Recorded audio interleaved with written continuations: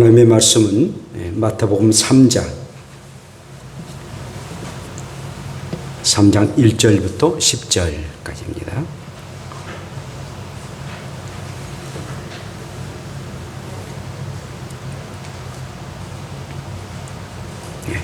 마태복음 3장 1절부터 10절까지입니다.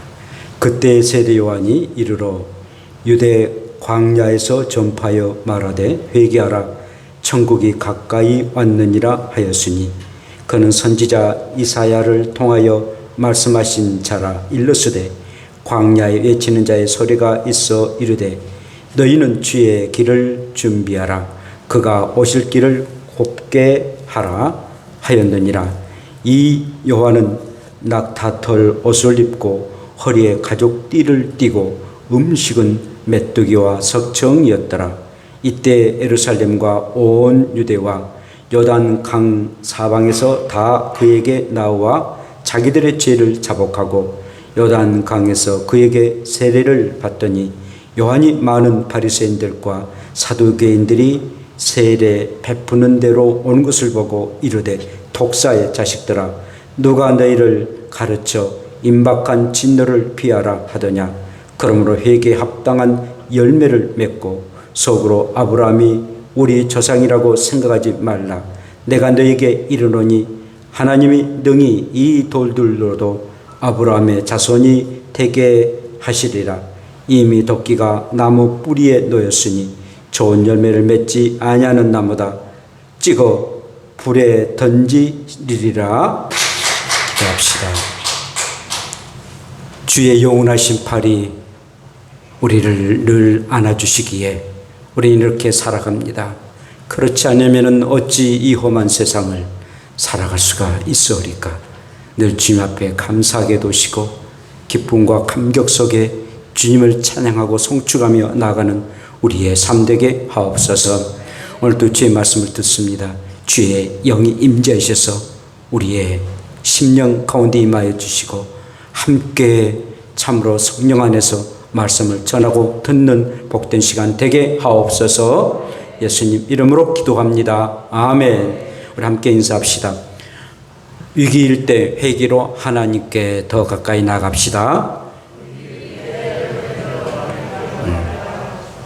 위기일 때일수록 회개함으로 하나님 앞에 더 가까이 가기를 원합니다. 어느 한 교회 직분자가 있었습니다. 못된 신앙이고 교회를 떠난 적이 없습니다. 11조 생활, 감사는 늘 헌금 생활을 빠짐없이 잘 하였습니다. 생활의 안정감도 늘 가졌던 그런 성도였습니다. 교회 봉사하는 일은 최선을 다해서 봉사를 잘합니다. 예배뿐만 아니라 기도 생활도 끊임없이 잘 해왔습니다. 정말 부정함이 없는 그런 삶을 살았고 또 신앙을 가지면서 살았던 그런 사람이었습니다. 그런데 한 가지 부정한 것이 있다면 바로 기쁨이 없었습니다. 의무감이나 책임감으로 신앙생활을 하는데 기쁨의 감격 속에 신앙생활을 하지 못했던 일이었습니다. 그게 고민이었습니다. 그래서 어느 날 기도 중에 왜 나는 기쁨이 없는 그런 삶을 살아갑니까? 라고 주님께 기도하게 되었습니다. 그런데 기도 중에 우리 주님이 이렇게 감동을 해주시는데 너는 엑셀을 밟고 앞으로만 전진해 나갔다. 너는 브레이크를 밟거나 그리고 후진기어를 넣어서 뒤를 돌아보지 않는구나 라는 그런 감동을 받게 되었습니다. 깨달았습니다. 정말 내가 이제까지 살아가는 동안에 일상을 멈추고 정말 내가 늘 하나님 앞에 나아간 지난 일을 한 번이라도 돌이켜보았는가. 물론 돌이켜봤지만 깊게 그리고 의미 있게 돌아보지 못했습니다. 그리고 조용히 이 성도는 이제 자신을 돌아보게 시작했습니다. 어린 시절에 시골 교회에서 이렇게 신앙생활을 해오다가 도시로 와서 학교를 다니고 또한 직장을 다니고 가정을 이루어서 정말 주님의 은혜 가운데 살았습니다. 나의 나된 것은 하나님의 은혜인 것을 깊게 그리고 간절한 마음으로 이렇게 깨닫고 그리고 회개의 눈물을 흐르게 되었습니다. 내 힘으로 열심히 신앙생활을 하고 또 열심히 살아와서 오늘의 복을 누린 것처럼 여겨졌는데 정말 보이지 아니하는 하나님의 눈길과 손길이 나를 이처럼 만들었고 이렇게 행복한 삶을 살도록 하겠다라는 것을 깨닫게 됩니다. 그리고 한없이 눈물을 흐르며 회개를 하게 되었습니다. 그 이후로 아주 샘솟는 기쁨이 충만하게 임하게 되었습니다. 사랑하는 여러분, 회개 없이 하나님께 나아가는 것은 믿음 없이 하나님께 나아가는 것과 마찬가지입니다. 믿음은 하나님을 기쁘시게 하는 일들이고 우리의 궁극적인 삶은 믿음일진데 믿음 없이 하나님 앞에 나가는 것, 곧 회개 없이 하나님 앞에 나가는 일과 같은 것입니다. 오늘 본문의 말씀을 보게 되면은 아주 누리끼리한 낙타 털옷을 입었습니다. 그리고 넓적한 그의 가죽띠를 띄었습니다. 아주 또한 덥스러운 수염을 길렀고 그리고 굴빛 나는 얼굴로 한 남자가 나타났습니다. 그리고 사자가 표호하는 음성으로 군중들에게 말합니다. 회개하라, 천국이 가까웠느니라. 아주 천둥치듯 외쳤습니다. 바로 세례 요한이었습니다.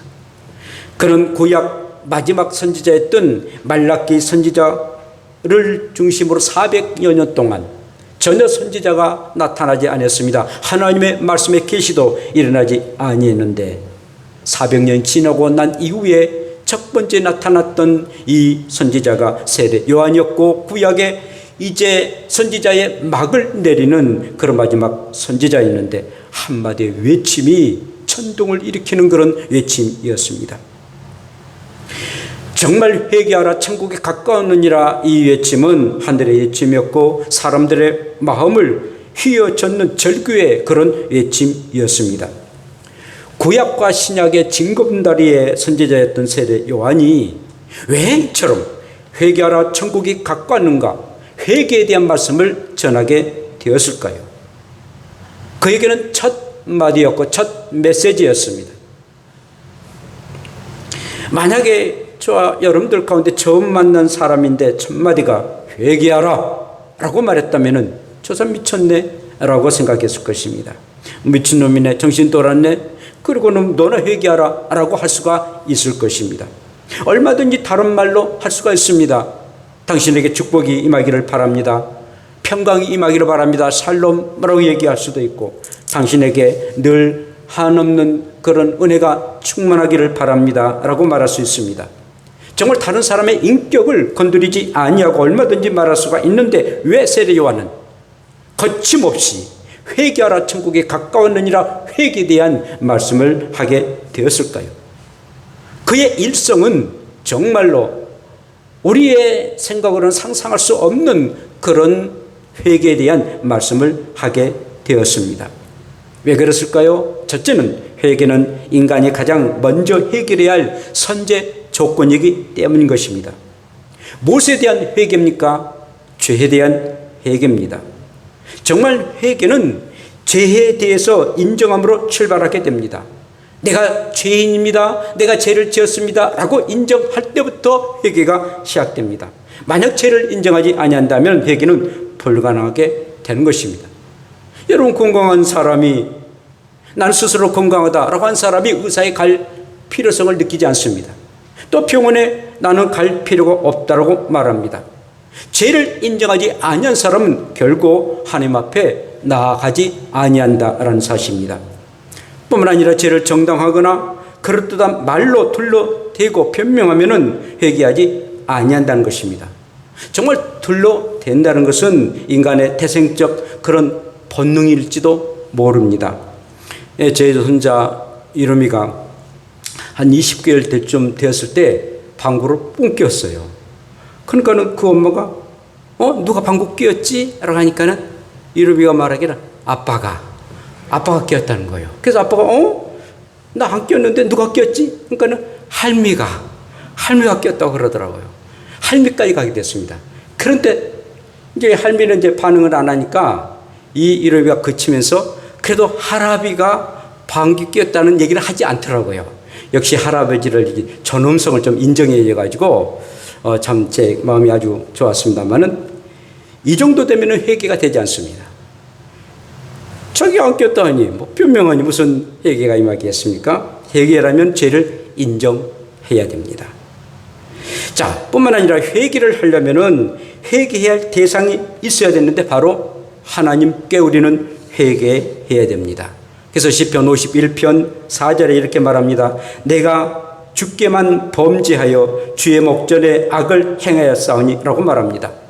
물론 사람에게 죄를 범할 수 있고 하나님 앞에 죄를 범할 수 있고 사회적으로 국가적으로 죄를 범할 수 있습니다만 궁극적으로는 우리의 죄 문제는 하나님 앞에 나와서 우리의 죄를 자복하고 뉘우치고 회개하는 것, 이것이 바로 진정한 회개라는 것입니다. 또한 다윗의 고백처럼 하나님께 회개해야 됨을 우리에게 말씀하고 있는데 내가 주께만 내가 범죄했습니다. 그리고 주의 목전에 내가 악을 행했다라고 하나님 앞에 철저히 나와서 다윗은 고백하게 됩니다. 여러분, 회개라는 언어성으로 보면은 메타노에오라는 헬라어입니다. 자기의 마음을 바꿔서 돌이킨다라는 그런 의미죠. 회개라는 것은 죄로부터 하나님께서의 돌이킴입니다. 죄된 삶을 살아갔는데 이제는 그 죄를 버리고 하나님 앞에 돌이키는 것입니다. 죄를 다스린 자는 악한 마귀입니다. 악한 사탄입니다. 그러므로 내가 죄로부터 돌이킨다는 것은 바로 사탄으로부터 돌이키고 하나님께로 돌아온다라는 사실입니다. 여러분, 누가복음 15장에 보면은 탕자가 아버지 재산을 다 허랑방탕하고 맙니다. 그리고 쥐염려를 먹으면서 돼지와 함께 살아고 돼지의 인생을 살아갑니다. 그런 가운데 아버지 집에 참 가면은 내가 이렇게 굶주리지 아니할 텐데 아버지 집에 대한 동경심을 갖게 됩니다. 그리고 아버지 집에 마침내 돌아옵니다. 만약에 아버지 집은 참 좁은데 아버지 집에 돌아가면 참 좋은데 라고 끝나고 돌아오지 아니었다면 그는 뉘우침과 회개가 아닐 것입니다. 그러므로 회개는 후회와 다르다라는 것입니다. 후회는 자기의 잘못을 이렇게 자책하는 일들입니다만은 그러나 회개는 자책하고 행함으로 돌아오는 것을 말하고 있습니다. 여러분, 회개라는 것은 열차를 타고 가다가 자신이 잘못된 길을 가고 있다라고 해서 방향을 바꿔서 즉시 열차에서 내려가지고 다른 열차를 타고 가는 것을 말합니다. 그리고 자기가 원하는 그런 방향으로 가는 것을 말합니다. 그러나 후회는 잘못된 것을 압니다. 내가 이거 잘못 가고 있는데 어쩌면 좋을까? 그냥 방방 막 뛰면서도 계속 그 열차를 타고 가는 것, 행동으로 옮기지 아니한 것이 후회다라는 것입니다. 여러분, 예수님의 제자 12제자 중에서 아주 상대적으로 굉장히 비교된 그런 제자가 있습니다. 가룟 유다와 베드로입니다. 가룟 유다는 후회를 합니다. 은 30 가지고 내 스승이었던, 그리고 3년 동안 죽도록 따랐던 내 스승이었던 우리 예수님을 팔다니 후회를 합니다. 그러나 회개는 않습니다. 베드로 회개하고 주님께 돌아옵니다. 그래, 내가 수제자라고 말하는데 세상적 계집 때문에 내가 예수님을 모른다고 부인하고 말다니, 닭이 울기 전에 그는 한없이 주님 앞에 회개하고 주님께 돌아옵니다. 결국 가룟 유다는 후회는 했는데 주님 앞에 돌아오지 않아서 스스로 창자가 터져 자살하고 마는 그런 비극의 삶을 살았습니다. 베드로도 분명하게 잘못했습니다만 그러나 하나님 앞에 회개를 하고 그런 위대한 사도가 되어 복음 전파자가 되고 맙니다. 정말 회개는 인간이 가장 먼저 해야 할 선제 조건이라는 것입니다. 우리가 신앙생활을 하기 이전에 가장 먼저 해야 할 것은 회개라는 사실입니다. 우리의 모든 죄를 토해내는 것, 이때부터 우리가 시작돼야만이 온전한 신앙을 할 수가 있는 것입니다. 그래서 세례 요한은 회개하라, 천국이 가까우느니라고 말씀하셨습니다. 그뿐이겠습니까? 우리 예수님이 30세를 사시고 이제 3년 동안의 공생애를 하십니다. 공적인 삶을 살아가는데 첫 번째 말씀이 회개하라, 천국이 가까웠느니라 라고 말씀하셨습니다. 정말 세례 요한도 그리고 우리의 주님도 가장 소중한, 첫 번째는 참으로 소중한 말입니다. 그런데 회개의 말씀을 하셨다는 것은 굉장히 의미고 가치 있는 일이고 선제 조건으로 해야 할 일들이 바로 회개이기 때문인 것입니다. 사랑하는 성도 여러분, 저와 여러분들이 살아가는 동안 또 신앙생활을 하는 동안에 가장 먼저 해야 할 것은 우리의 죄를 토해내는 것, 그리고 우리의 죄를 뉘우치는 것, 회개의 기도를 잘 감당해서 깨끗한 심정으로 날마다 하나님 앞에 가까이 가는 저와 여러분들 되시기를 축복합니다. 두 번째는 회개는 천국에 들어갈 필수 조건이다라는 말씀입니다. 세례요한은 회개하라 천국이 가까웠느니라 라고 말씀하십니다. 천국이 가까웠다라는 말은 천국이 지금 오고 있는 중이라는 것입니다. 이 말씀은 이 세례요한이 지금 우리의 예수님이 지금 뒤에 오시는데 주님의 뒤에 한 그런 말씀이었습니다. 바로 예수님이 오시는 중이라는 그런 의미를 가지고 있습니다. 예수님 자신이 천국이었습니다. 예수님 자신이 천국이었습니다. 그리고 예수님은 궁극적인 천국을 소개하기 위해서 이 땅에 오신 분입니다. 예수님을 내 마음에 영접했다면 바로 내 마음에 예수님이 계시기 때문에, 예수님 자신이 천국이기 때문에 내 마음이 천국이다라는 것입니다. 누가복음 17장에 보면은 어느 날 바리새인이 하나님의 나라가 어느 때 임합니까? 라고 우리 주님 앞에 묻습니다. 그때 예수님은 하나님의 나라는 너희 안에 있느니라고 말씀합니다. 너희 안에 있느니라. 너희 마음속에 하나님 나라 곧 천국이 있다라고 말씀하고 있습니다. 천국은 두 가지로 나눕니다. 지상에서의 천국과 그리고 천상에서의 천국입니다. 지상에서의 천국은 내 마음에 예수님을 모신 것이 바로 천국이다라는 것입니다. 또한 천상에서의 천국은 12문, 12진주로 그리고 황금의 집인 우리가 궁극적으로 들어갈, 정말 우리의 육체가 죽어서 들어갈 그런 하나님 나라 천국입니다. 그러므로 살아 생전에 우리가 들어갈 지상에서의 그 천국, 마음의 천국, 그리고 죽어서 영원한 생명을 누리면서 살 천상에서의 천국, 이것은 모두 다 중요한데 가장 들어갈 그런 조건이 있다면 바로 회개해야 된다는 사실입니다. 회개치 않으면 우리의 마음속에 주님이 계시지 않습니다. 그래서 천국을 이룰 수 없습니다. 회개치 않으면 결탄코 영원한 황금의 나라, 영생의 그 나라에 들어갈 수가 없다는 것입니다. 그러므로 이 죄를 회개하는 것, 회개라는 게 얼마나 소중하고 천국에 들어갈 필수 조건인 것입니다. 절대적으로 필요한 것이 있다면 바로 회개라는 사실입니다. 천국은 결코 죄를 용납하지 않습니다. 그런데 그 죄를 해결하려면 바로 회개가 필요한 것입니다. 그러므로 회개한다는 것은 천국 생활을 누리는 일들이고, 이 땅에서도 하나님 나라에서도 영원토록 천국 생활을 원한다면 우리의 죄를 회개를 해야 되고, 회개를 해야만이 천국 생활을 누릴 수가 있는 것입니다. 사랑하는 성도 여러분, 저 여러분들이 살아가는 동안에 정말 이 세상, 험한 세상, 코로나19로 얼마나 답답하고 얼마나 힘든 삶을 살아가고 있습니까? 우리의 주변에서 나타난 그런 일들 때문에 얼마나 참 어려운 삶을 살아가고 있습니까? 그럴 때에 하나님 앞에 참으로 우리의 자신들을 돌이켜보고 내가 하나님 앞에 어떤 일을 잘못했는지를 곰곰이 생각하고, 그리고 회개할 것은 철저하게 회개하고 더 하나님을 사랑할 수 있는 저와 여러분들에서 이 땅에서도 천국의 생활, 영원한 하나님 나라에서도 영원한 천국의 삶을 살아가는 복된 여러분들 되시기를 축복합니다. 세 번째로는 회개는 합당한 열매를 필요로 하는 그런 결과 조건인 것입니다. 여러분, 사과나무를 심습니다. 사과나무 심는 것은 그냥 보기 좋게 해서 심는 게 아닙니다. 분명하게 사과를 주렁주렁 열매를 맺도록 하게 하고, 그리고 열매를 맺어도 좋은 열매를 맺도록 심는 것입니다. 나쁜 열매를 맺으면 결국은 그것은 의미가 없습니다. 늘 자기 자신들이 아브라함의 후손이다, 아브라함의 조상이 우리는 후손이다라고 늘 자만하고, 그리고 자기들의 그 삶은 엉터리로 살아갔던 그런 아주 잘못된 선민 의식에 빠졌던 사람들이 있었는데, 그 당시에 바리새인들과 사두개인들이었습니다. 예수님 당시에 이들은 우리가 아브라함의 자손인데, 그리고 이삭과 야곱의 자손인데, 우리가 어떤 생활을 하더라도 그 조상이 있기 때문에 우리는 복을 누릴 수가 있어, 아주 좋지 못한 잘못된 선민 의식을 가지고 있었습니다. 그때 세례요한이 그들에게 일침을 가합니다. 이미 도끼가 나무 뿌리에 놓였으니 좋은 열매를 맺지 아니하는 나무마다 찍어 불에 던질 것이다 라고 말씀하십니다.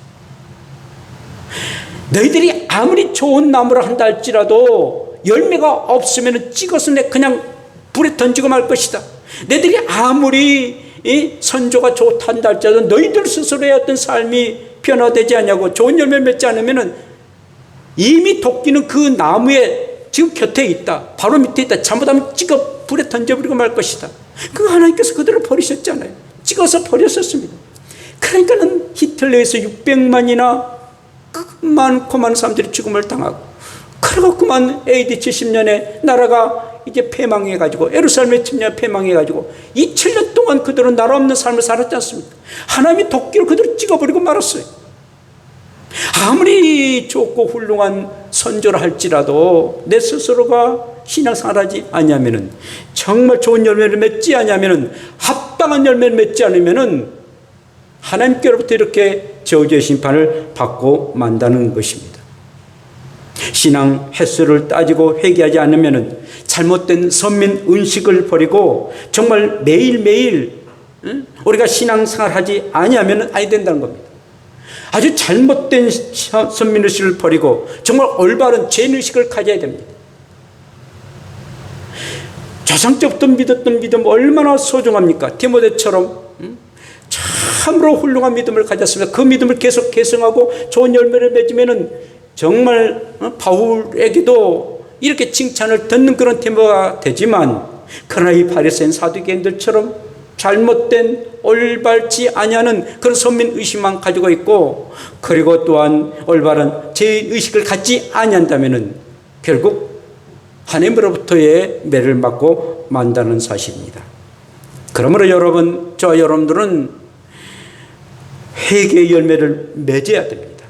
합당한 회개의 열매를 맺어야 되는데 어떤 회개의 열매를 맺어야 됩니까? 구원의 열매를 맺어야 됩니다. 하나님의 뜻대로 하는 근심은 후회할 것이 없는 구원에 이르게 하는 회개를 이루는 것이니라. 고린도후서 7장 10절에 말씀합니다. 저와 여러분들의 궁극적인 목적은 구원입니다. 영원한 천국에 들어가는 일입니다. 이 일을 위해서 우리는 회개를 해야 되는데, 그 회개는 죄에 대한 회개입니다. 남은 다 구원시켜놓고 회개하라 천국에 가깝느니라 전도하고 내가 다른 사람 다 구원했는데 내 스스로가 만약에 구원 얻지 못한다면, 내 지은 죄를 회개치 아니해서 구원 얻지 못한다면 얼마나 불행한 사람입니까? 늘 사도 바울도 그 고민에 빠졌습니다. 내가 복음을 전하는데 내가 만약에 구원에 이르지 못하면 어찌하리꼬. 그래서 고린도후서 7장 이렇게 말씀하셨던 것입니다. 우리의 죄로 말미암아 회개를 받고 구원에 이르도록 하게 하라 라는 것입니다.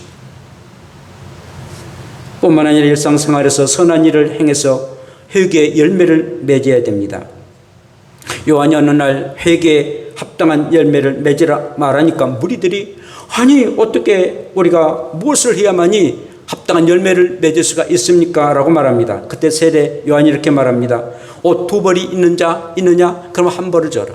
지금은 옷이 막 나무 돕니다만, 그러나 그 당시 옷이 얼마나 소중한지 모릅니다. 옷이 생명과 같습니다. 밤에는 춥고 낮에는 더우니까 밤에 그 옷이 없으면은 정말 이불이 없는 것처럼, 이불 없이 이렇게 자는 것처럼 정말 아버지 추워서 이렇게 죽을 수도 있습니다. 옷 2벌 있는 자 있느냐? 그러면 1벌을 좀 나눠줘라. 귀하지만 그러나 옷 없는 자에게 나누어줘라. 먹을 것 있는 자 너희들 좀 나누어줘라.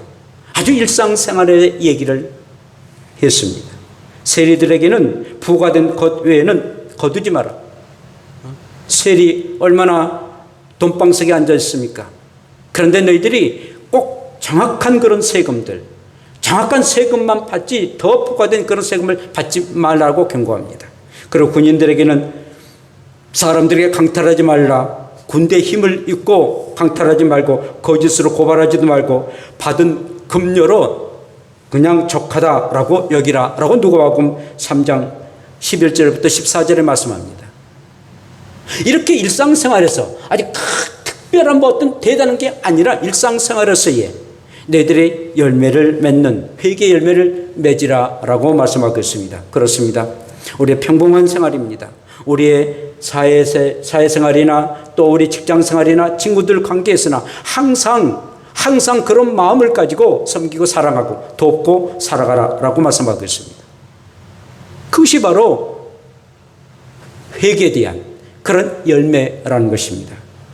또한 회개로 기도의 응답을 받으라라는 말씀입니다. 내 이름으로 일컫는 내 백성이 그들의 악한 길에서 떠나 스스로 낮추고 기도하여 내 얼굴을 찾으면 내가 하늘에서 듣고 그들의 죄를 사하고 그들의 땅을 고치리라. 역대하 7장 14절에 말씀합니다.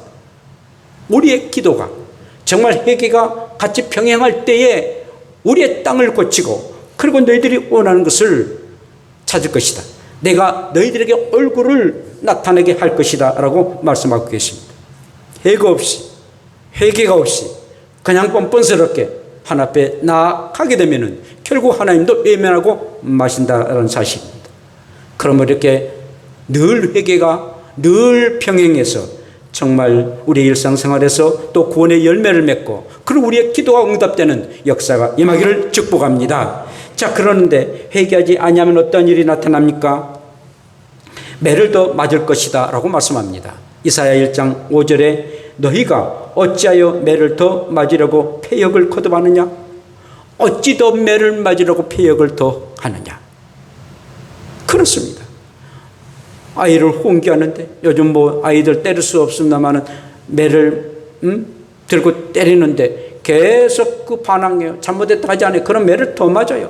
내가 잘못했습니다. 분명하게 그 잘못했는데 잘못을 인정을 해야 하고 잘못했다라고 말해야 되는데 그렇지 아니하면은 결국은 계속 매를 더 맞을 수밖에 없다는 사실입니다.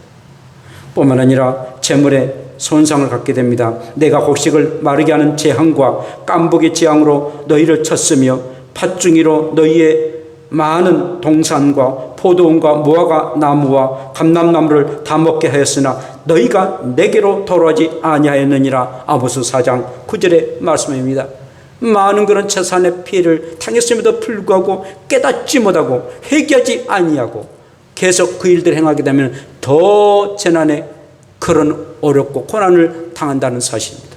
뭔가 우리 집안에 이렇게 재난에 어려움이 있구나, 이런 재산과 물질의 어려움이 있구나, 빨리 하나님 앞에 돌이킬 일이 무엇인가, 그런 하나님 앞에 회개할 일이 무엇인가 깨달으십시오. 그래서 절제하게 하나님 앞에 회개해야 되는 것입니다. 몸도 아프고 병들고 맙니다. 아픈 것과 종기로 말미암아 하늘의 하나님을 비방하고 그들의 행위를 회개하지 아니하느니라. 계시록 16장 11절에 말씀합니다. 그렇습니다.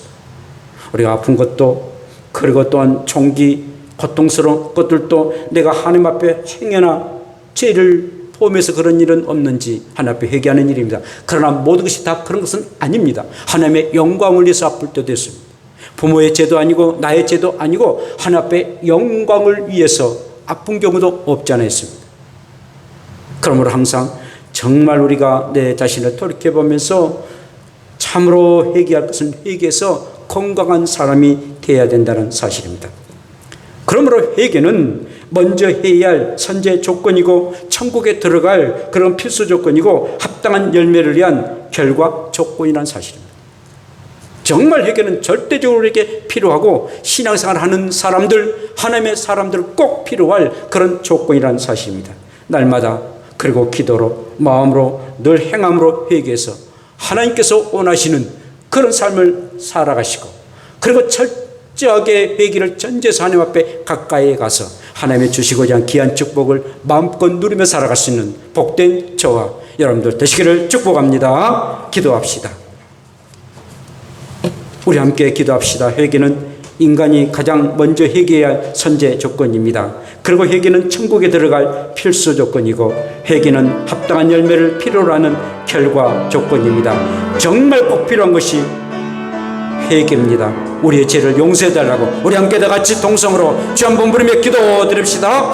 주여, 걸어가신 아버지, 우리 이처럼 사랑해 주신 것 진심으로 감사합니다. 우리 하나님의 도심과 인도하심 가운데 정말 우리의 주님이 이 땅에 오시고 십자에 못 박혀 주신 것은 정말 그런 피를 흘리신 것은 우리를 회개케 하기 위해서 하나님의 자녀로 삼고 영원한 천국으로 들어가기 위해서 우리의 주님이 이 땅에 오셨고 그런 피를 흘리시고 십자에 주신 점을 쌓으니 주여 아버지 그 피 속에는 우리의 죄였습니다. 그럼 우리는 절제한 하나님 앞에 회개하고 주님 앞에 나가기를 원합니다. 이렇게 우리가 회개할 선제 조건이고 그리고 아버지 필수 조건이고 그리고 아버지 결과의 조건입니다. 정말 우리가 절제하게 하나님 앞에 회개하고 늘 순간순간마다 우리의 삶 가운데 그리고 우리의 모든 삶 가운데 그리고 우리의 날마다 기도 가운데 늘 응답되는 그 아버지의 기도에 응답을 할 수 있는 귀한 자들이 있도록 하나님의 도시 원합니다. 오늘 도 우리 함께